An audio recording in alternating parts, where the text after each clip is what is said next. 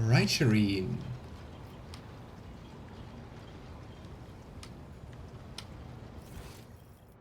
Here you are.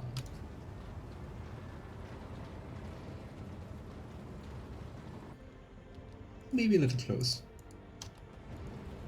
I'm here. Shireen, light of my eyes, giver of boons and savior of the needy.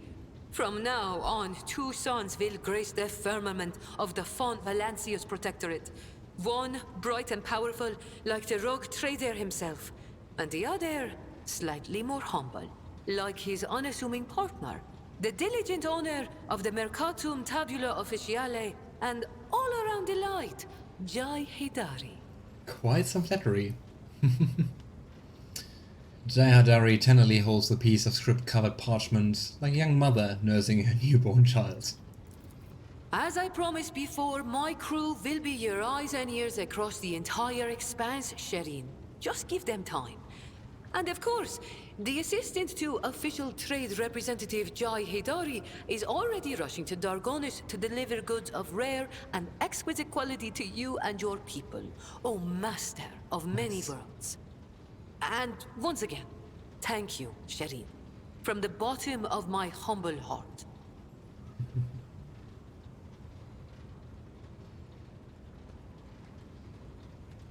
Interesting, despite this mention of delivering goods of rare stuff, we don't get anything. Sad. Jai's eyes shine playfully in the perpetual half-light of the bridge. You gave answer 4. Use this piece of paper and it will not help you get another. I mean, we were just told we can't even do that, even if we wanted.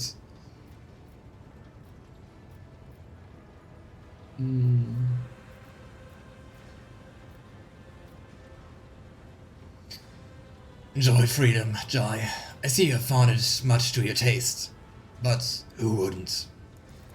A taste that is sweeter than honey, and more titillating than the scent of steamy, young bodies, Shireen. Oh wow. Jai flashes an inspirational smile, leans forward, and shamelessly holds your gaze, completely disregarding the officer's disapproving looks. She waits for your reply. Yeah, I'm sorry, Jai, we already have a partner. I'm sorry, I've no interest in relations of that kind. No?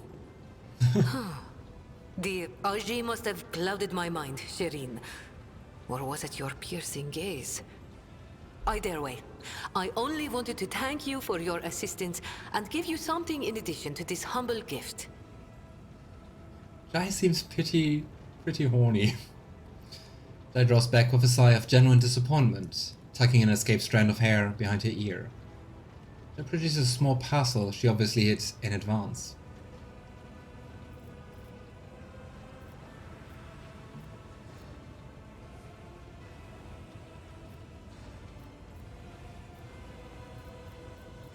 Oh, and now we could also ask her if she has a partner, but I think that's pretty obvious flirting. Why can we tell her we'll help her acquire a merchant certificate? Didn't we just do that? Oh, Shireen! Thank you for such generosity. Oh. I will humbly wait until you steer your vessel towards Dargonus. The Mercatum Tabula Officiale. It sounds almost as majestic as the warrant of trade. Okay. Oh, I have no doubt you will. Anyway. But we do have a celebration quest, which is nice. Where is it? On Footfall. I would say let's go and party. Sounds fun, right?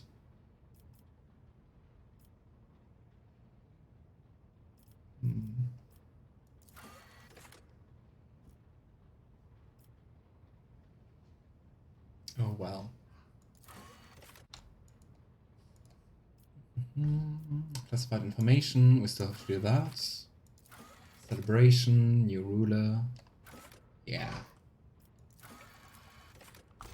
Alright. Off to Footfall. Party first. Help our round second, I guess.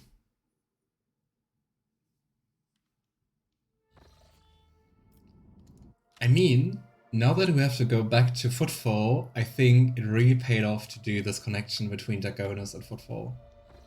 That was nice. And it's safe travel. Ha. Nice. Already paid off. Of course, once we go back, we used 3 times already. Or 4 times, right? 4 times. No, 3. Just one way. Shireen, if you find a spare minute on Footfall when you are not deciding or lackluster fates, I would be delighted to see you at my America in the Amasakas. I'll tell Octi to set aside some decent wine in case you decide to grace our humble party with your luminous presence. Huh. America. Oh, interesting. That sounds like the continent. Is that some kind of celebration? It is an occasion celebrated on my world, Ifrit. It is the day when a person shows by their actions that they have reached maturity, that their spirit is ennobled. Among the Ifritian nobility, this day is considered more important than other symbolic events, such as the first cry on the Day of Repose. And by a wonderful coincidence, my America... I can't unhear it, damn it. Serious. My America happens to fall on the day when I also wish to celebrate my acquisition of the Macadam Tabulae Officiale. So, what kind of people will be at this party? Like smugglers and thieves? Only my nearest and dearest are invited. People whose visages make my heart sing, my eyes glisten, and my lips bloom with praises for the Exalted One. That's not to say that you won't encounter thieves and smugglers among them. I just wanted to say they will all be thieves and smugglers probably. They make up the majority, in fact. I mean, who says no to a party? You know, it will be my pleasure to attend to your party. The lowly regulars of the Amasakas will be telling their greatest grandchildren about the time that they had the honor of witnessing your dazzling visit to that unworthy dive, Shaheen. That is, of course, if they live long enough to see their great-grandchildren. Well, let's see. Oh, we can't take her along. Pasqal. I can't imagine Pasqal partying at all. It feels very wrong.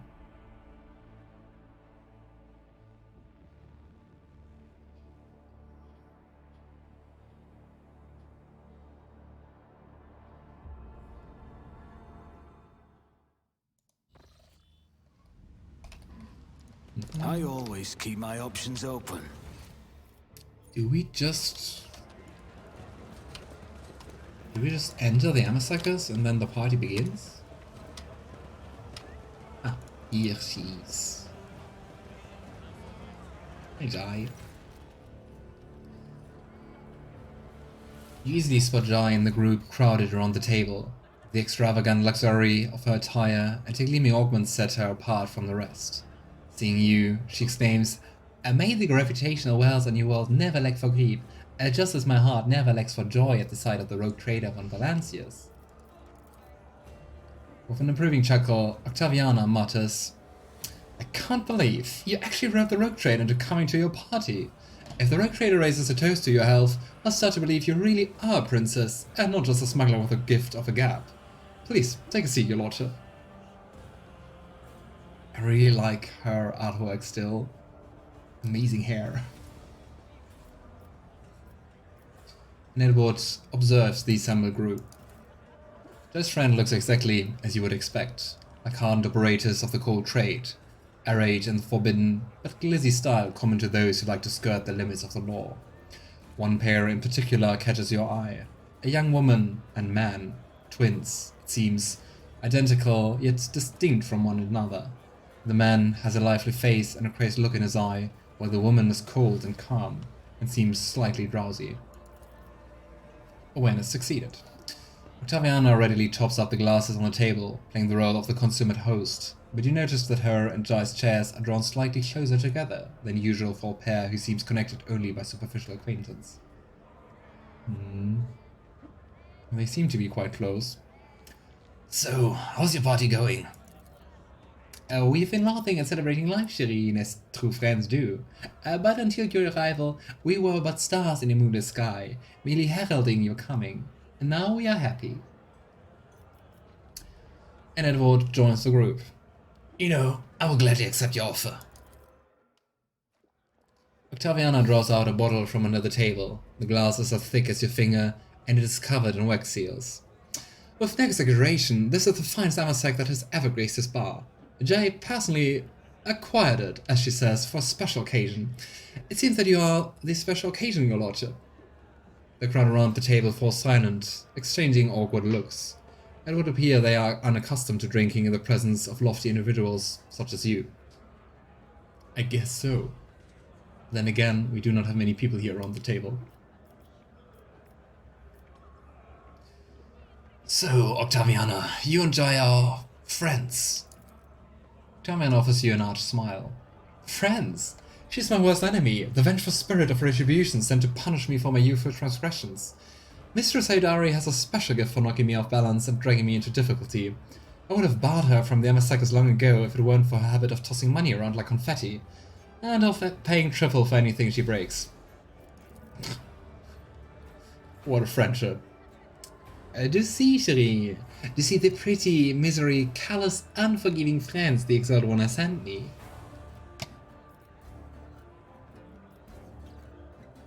So, what were you talking about before I arrived?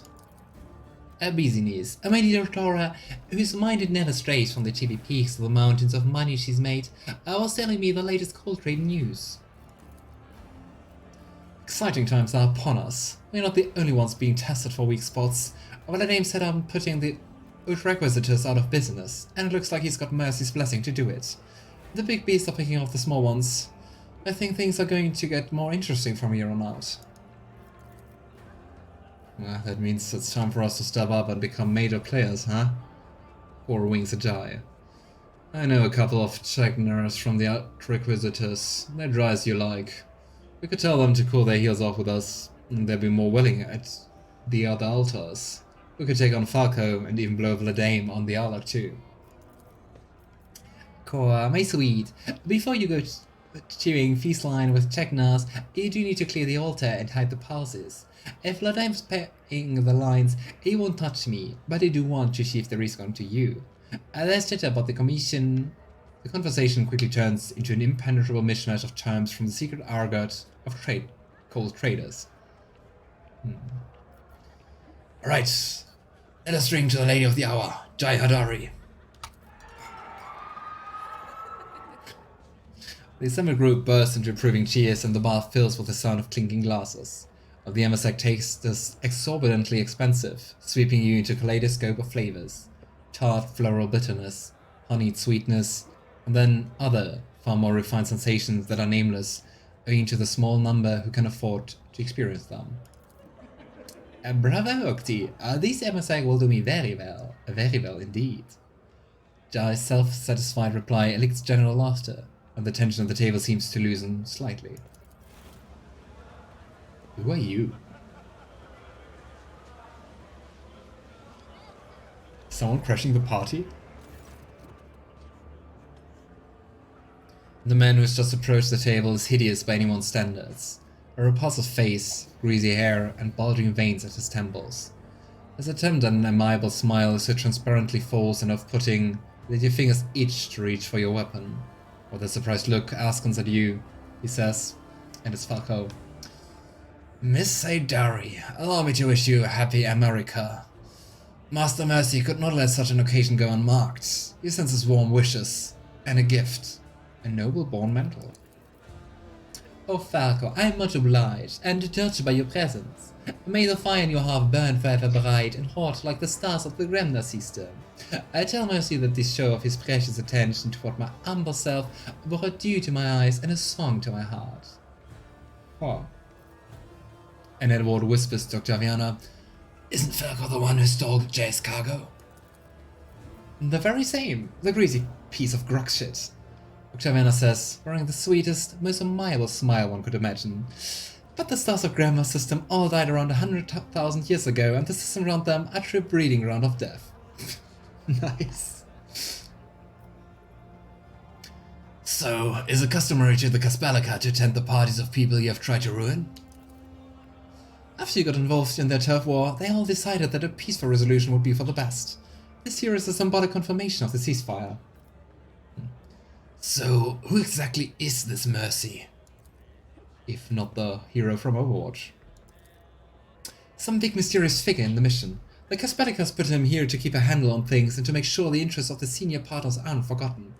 If anyone does become a bit forgetful, Mercy comes alone. Somebody dies, everyone else panics, and empties their pockets. Sounds like quite the person. Fucker and Mercy aren't officially connected. Fucker's just another prosperous mission agent, just like Jai and other people. But Fucker's happy to do Mercy's dirty work for him, and that's why he gets preferential treatment. So, where's your present for Jai, Falco?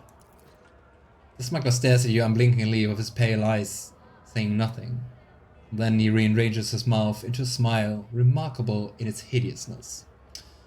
Of course, your lordship. And this gift is from me personally, Mistress Aeldari. Exotic venom blade.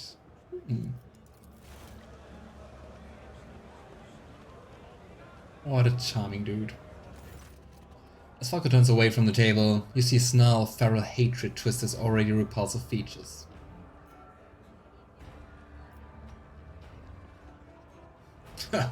Even foes are bowing down before Jai Aeldari. That's something worth celebrating. And what is better way to celebrate than with a game? With stakes, naturally. Today is my America, and that is what I want. And I draws a stack of carved plasteel tiles from her pocket. They're decorated with symbols and fine maglines. Holding the tiles in one hand and raising a glass with another, Jai asks, what do you think, Shireen? Does the rook trader have anything he's willing to wager?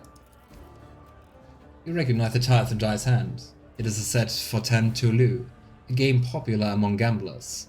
Each player is dealt several tiles, which can be rearranged into a pattern of specific value by carefully matching up the maglines. Whoever has the highest value wins. How surprising. Voice men love playing Tentalu, which is usually won by luck or skill.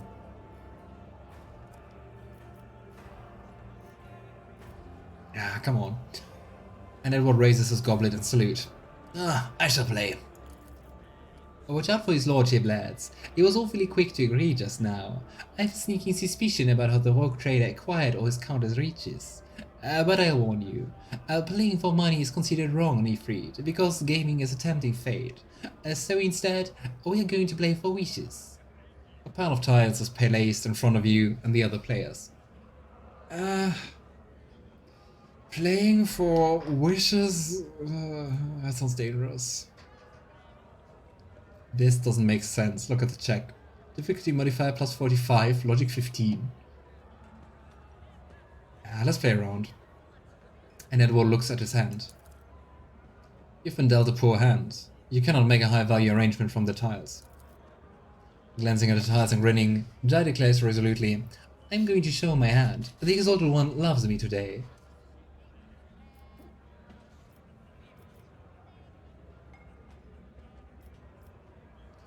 And if one doesn't show one's hands, what then?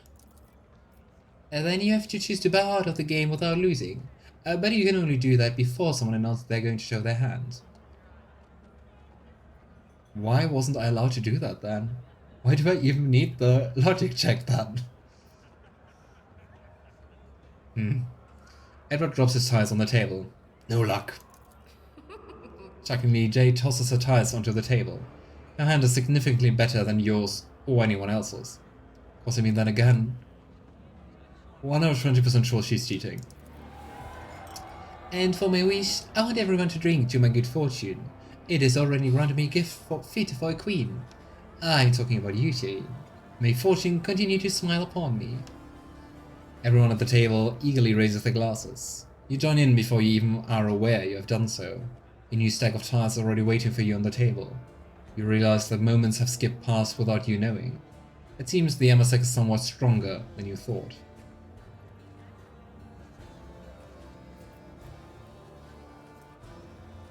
But it's stupid if you can't drop out. I mean, why even look at your hand?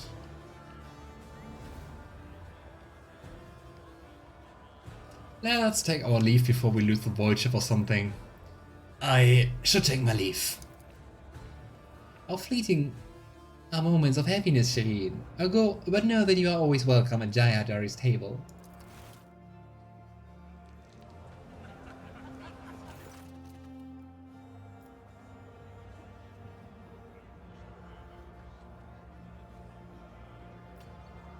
Oh, we could actually just go back and continue. But is the quest still open then? That is so weird. So we have to continue? At least to close the quest? Oh, come on. Octaviana draws out a bottle from under... We're just doing the same again. Okay, let's play one more round. And Edward looks at his new hand. Now this one is definitely a good hand, one of the best you can get. When you look up, you see that everyone else apart from Jai has already tossed their tiles under the table in disappointment. It is just us two left, Shireen. I'm going to show my hand. I'm sorry, I have to complain about that. It is stupid that you can't back out. I mean, why do the logic check? We have to show it. And Edward lays out his tiles. Read them and weep. The sight of your hand sets everyone at the table into a flurry of excitement. But then, the chatter turns into a roar of triumph. Jay's hand is the most valuable in the game. Of course it is. I win again. What should I wish of you, Shireen?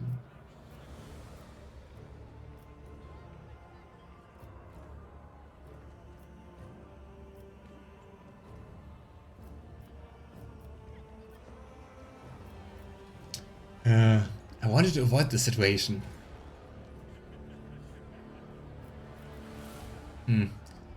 Riches, obviously. Money is fickle, Shireen. It's in its nature. Money is created to be passed from one set of hands to another. I would rather be friends with you. My wish is that we always will be good friends, your lordship.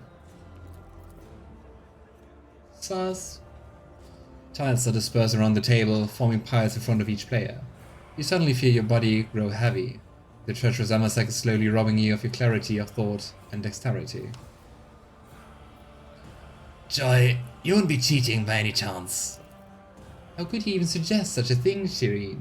Has Aeldari really fallen so low that someone could think me capable of deceit? She brings her hand to her chest and a tragic gesture to the approving guffaws of her associates.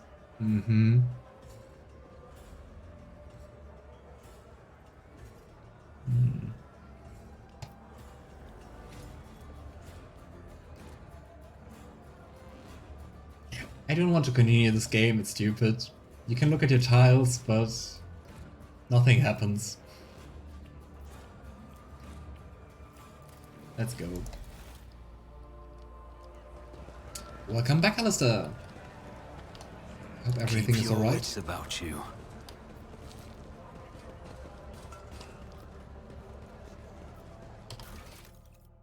Yeah, and I think we don't need to lose more to Jai.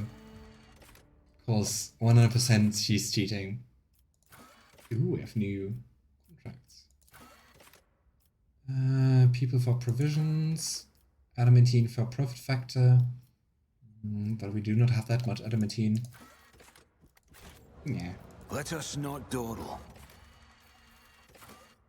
Okay. Let's go back to Dagonis.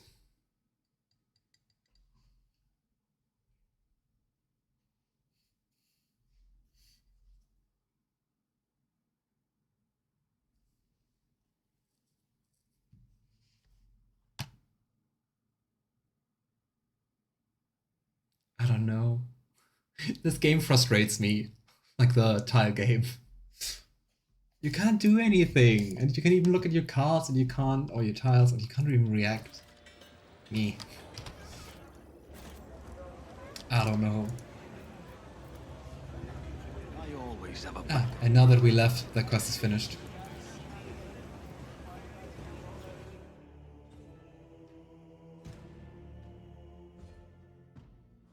Thanks so much for gifting us up, Manachan. Much appreciated.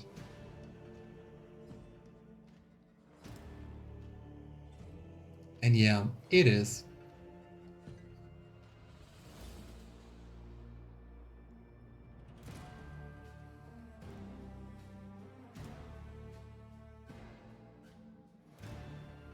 Why is it loading so long? I mean, now to just go here and load again.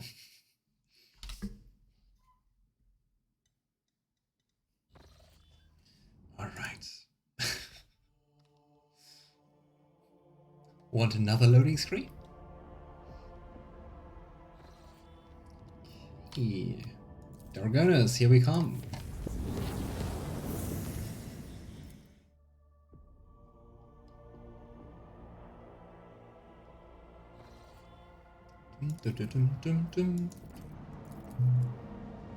Let's see what the secretary has to tell us. We can't even travel to the administratum again. Guess we did really everything we can do.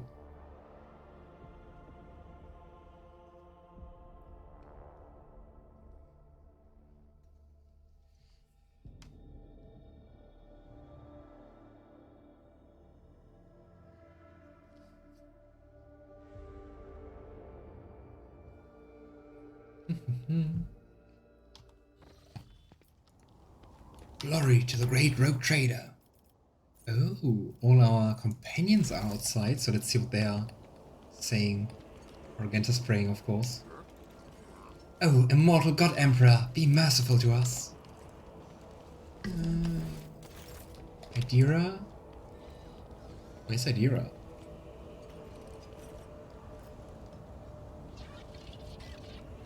Yeah, I think so. What? But she's not up here. Okay, I think the map is just wrong. Weird. And yeah, I think so too, Alistair. It should be just Dragonus, and we explored everything else. So probably we're very close to Act 3.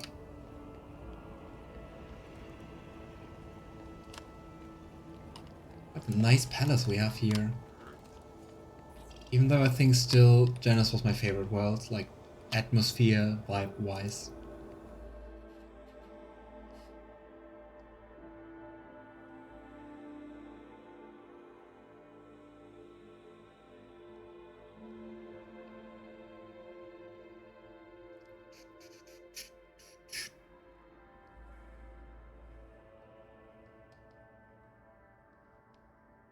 I mean, let's see if we can just do the ceremony or if there are things happening here. Act 3 is my favorite. I'm really excited to see it. That sounds very nice, Alistair. Welcome, your lordship. Let me inform you of the location of the chambers on your dynastic estate. The main throne room is up the stairs and straight ahead. Your subject Achilles Scalenda informed me that he humbly awaits the opportunity to meet with you here. If your lordship wishes to rest after your long journey, then your personal chambers are up the stairs and on the right. Who's doing those? Is it the servitors? If you need anything, whatever your soul desires, I'll be right next to your chambers, eagerly awaiting your orders. I think it's the servitors. Kind of funny. Okay, I'd say let's first do the personal quarter thing. This could be an opportunity. Ooh. Breeze catcher boots. Now the Warhammer moves through a cell occupied by an enemy, the Warhammer we really rarely do that. And we all already have pretty nice boots. Nice. This is intriguing. The cogitate is producing rhythmic sounds, among which a faint ringing stands out. Ooh, what is that? Huh. Just some reliquaries. Things you have lying around.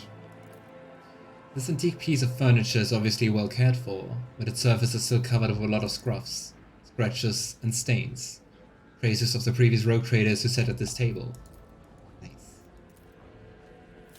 Help me, Pasqal. Multi-melta. That's nice. But we're still looking for our personal cogitator. I don't think it's here. Ow. Thanks, minimap. This is a door. It kind of looked like part of the wall.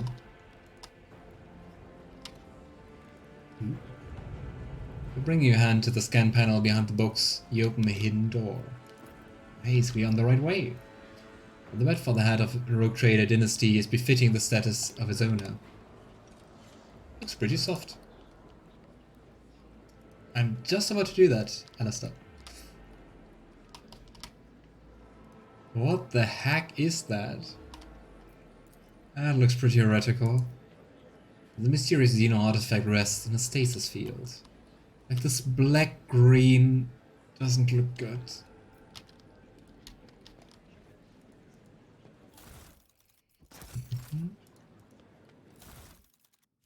Lots of Xeno artifacts just lying around. Zealot Cloak. When the wearer hits an ally with an area attack, an ally? The wearer gains +1 stack of the Zealot effect until the end of combat. Zealot. The wearer deals plus 10% damage with the area attacks for each stack of Zealot effect. Plasma Hopper Gloves. +10 bonus to attack use. +3 damage on plasma weapons. Could be interesting. That one, the glove, could be interesting for Pasqal. Newest to oldest. Using grenades costs -1 AP for the wearer. I'm never using grenades. Let's go with that. Mysterious item undoubtedly created by inhuman hands. Just looks like a gun. An empty glass and 3 unopened bottles of wine sit on a finely crafted table made from dark, marbled wood. Crackling and barely audible, plaintive melody comes from the old worn speakers. We can sit down. And I mean, so far we didn't get the data. The secret room is remarkably quiet and almost homely. And if you look at it, ever so slightly shaking. Perhaps your predecessor used it when she sought complete solitude. Listening to the muted melody coming from the vox speaker, you can easily imagine Theodora reading a book with a glass of expensive wine in hand. Let's start with the wine. 3 sealed bottles sit on the sturdy-looking low table. It sounds like a riddle. They are labeled Grandmaster's Blood, Boon of Terror, and Flame of Purity. I've heard Flame of Purity before. I think it was in connection with finding something of Theodora, so I would just go for that. And Edward pours a glass of Flame of Purity. The wine fills the glass, glittering in the dim light of the room like liquid gold. Its tangy flavor burns your throat, leaving behind a spicy, biting aftertaste. You hear a short, faint hum as an unseen motor stirs into motion. It is a riddle, and we did the right thing. I just have no idea about the book or the music. Several books are stacked next to the sofa. Some appear ancient, while others look like they have never been opened. Among Theodora's data that has been restored using the cogitator is the phrase Litanies of the Motive Force. True, now that I hear it again, I remember that. It is the title of one of the books here. Neat. So it was wise to do the other part first. And Edward chooses the book Litanies of the Motive Force. As you pick up the book, a hidden button in its spine clicks under your finger. Theodora was really careful. Let's change the music. Oh, I didn't even read the other ones. Xenos Anatomy, 1 shot, 1 kill. Isn't that the line of Widowmaker from Overwatch? Anyway, the vidscreen of the data slate before you displays the names of several Vox symphonies. The Imperium succeeded. You recognize the melody that is playing right now. It is the first of 36 parts of the Symphony of the Honor and Duty. So I take that. The other ones are the Ode to the Most Holy Inquisition and Skitari Choir, the Rhythm of Machine and Blessed Metal. Ha! Metal. The music in the speakers momentarily grows louder, filling the entire room, then goes back to normal, seemingly without any change. The room responds to your actions with a quiet grinding sound, and a small nook reveals itself on the nearby wall. Inside, you find a data bank bearing the Von Valensis coat of arms. Nice. And you know, I think we will just look into that first. Because I'm curious. Yeah. Here. So we're just going to hop back onto the ship, have a look, decode it, and then we're going to go back into the main quest. Let's see. I mean, last time we found stuff out about some weird kind of scrap code and stuff. I wonder what that is and why is she hiding that so... with such a devised, complicated plot. I do wonder... it would have been very interesting to talk with Theodora a little bit more. But yeah, in the end she seems quite the heretic.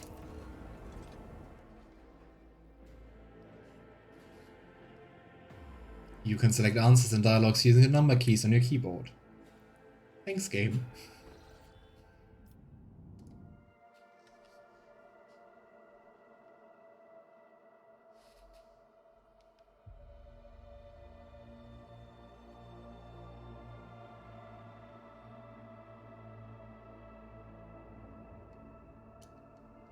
I mean, also, we still have absolutely no clue about Theodora's killer.